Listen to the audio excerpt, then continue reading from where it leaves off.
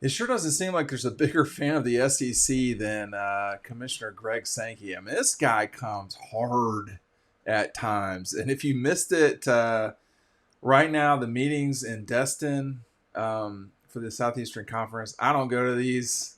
I'm glad I'm skipping these every year. It's too far. Number one, but number two, it's just I would like a normal week to myself, which is very rare around here. But not Greg Sankey, man. This guy's out here blasting. So right now, what's going on down there is you've got this discussion between the 14 schools and and Texas and OU are down there as well. They're trying to decide what to do for the 24 season. Look, eventually, whether it's 24 or beyond, the SEC is going to play 9 games. The question is, when is this going to start? All right. So there's been a lot of banter back and forth about playing an 8-game schedule or a 9-game schedule. Now, remember that some other conferences, some other leagues do play 9-game schedule. Big 12 plays 9-game schedule. Pac-12. So it's a thing. And so here comes Greg off the top rope. And Paul Feinbaum was talking about this.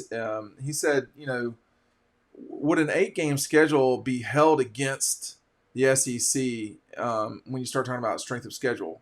I think it's a legitimate question. And here comes Greg Sankey off the top rope. I think we ended that football season with a 65-7 win in the national championship game. If the indictment somehow is that we don't play the highest level of football, then somebody's not actually watching football games. Hey, I got something else to say about that in a second here. We're at 8, but we have a requirement that you play an additional game against a non-conference opponent from one of our colleague conferences or major independent. Major independent numbers are changing right now. So that's like BYU, Notre Dame. I think I don't know if Army and Navy are in there, but that's irrelevant. I think we ended this football season with a 65-7 win. This guy is a thug. Hey, pick up the 2023 preview, and if you get the if you get Double Dogs celebrating Georgia's 2022 national championship, you can read all about Georgia's amazing 2022 season and the 65-7 win over the Horned Frogs. I just flipped to this page. This is a great shot. This is the sort of stuff you're going to miss out if you don't get Double Dogs. The link is down below. But, man, Greg Sankey does not fool around. And, I mean, I don't know. A lot of y'all know that I talk about television a lot on here. There's a reason why. But I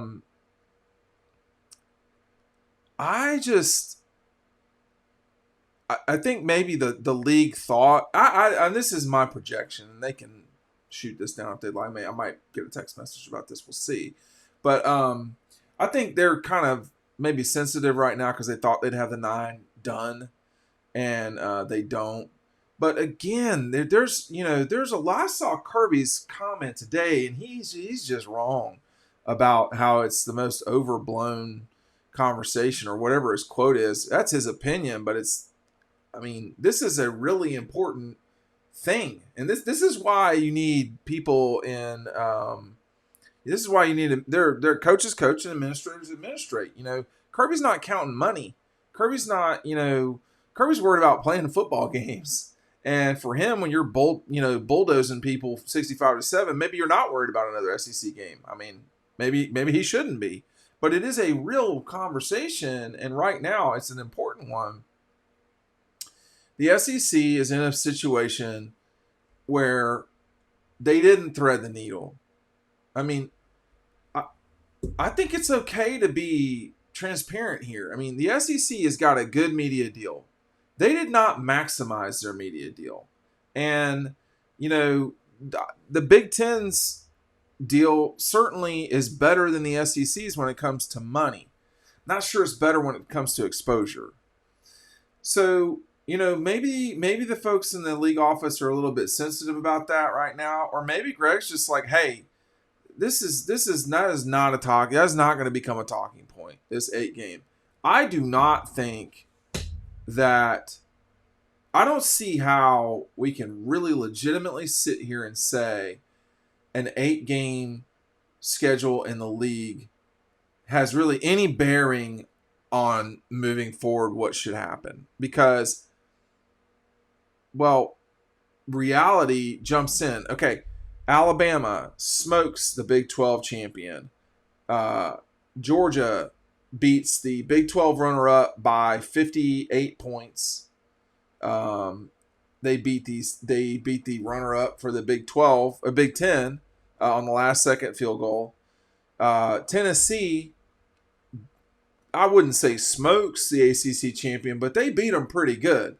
So you've got, there's only so many conference champions. And the Pac-12, Utah, they did not play the SEC. So against 3 of the 4 available other conference champions, the SEC won the games convincingly. I mean, and in the national championship, they were out of control wins. And when you're winning that way,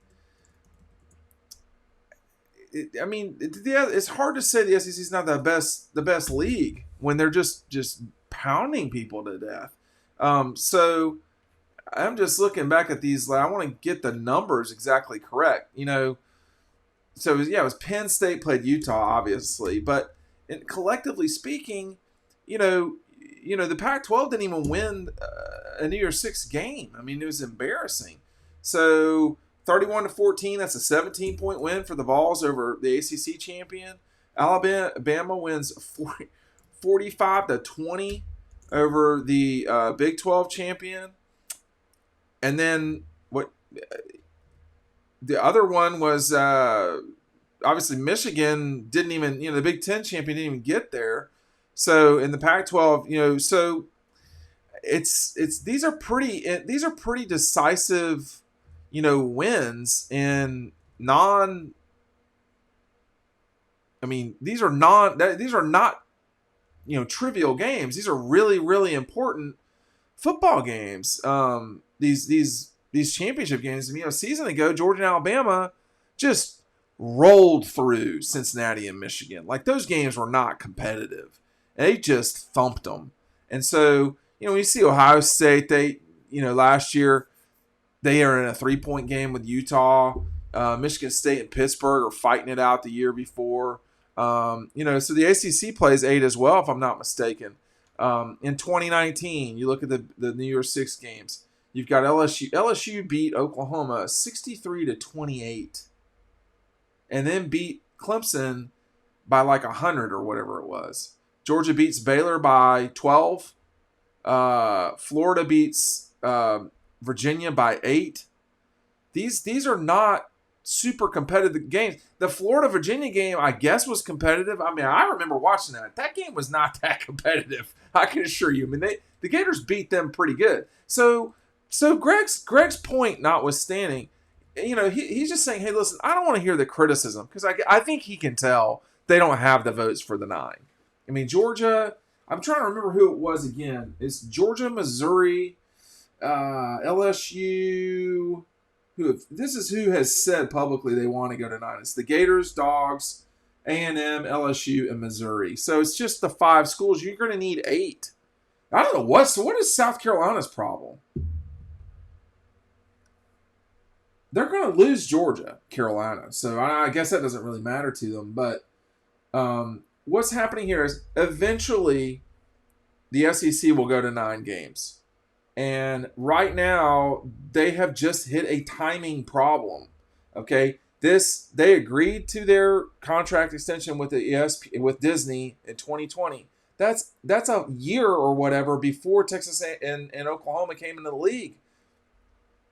When you talk on background with people who are knowledgeable about these things, the SEC confirms that that Disney does not have to give them more money, even if they go to 8 games or 9 games. If they add new members, the revenue for Georgia, for instance, that does not have to go up. They know that. They know the predicament they're in, and so that's part of what's going on here. Is that Sankey is saying, look, we don't have to go to 8. We don't have to go to 9 games to prove we're better than everybody else. You look at Look at the ACC and the SEC in the rivalry weekend last year. Florida State wins. Everybody else, it was the SEC.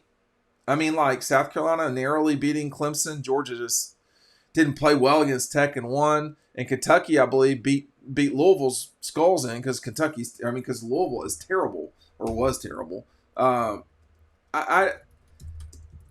It's one of these things where, you know, they will go to 9 games, but it's just a matter of time. But for the time being, Greg Sankey is shaking that SEC pom-pom for sure.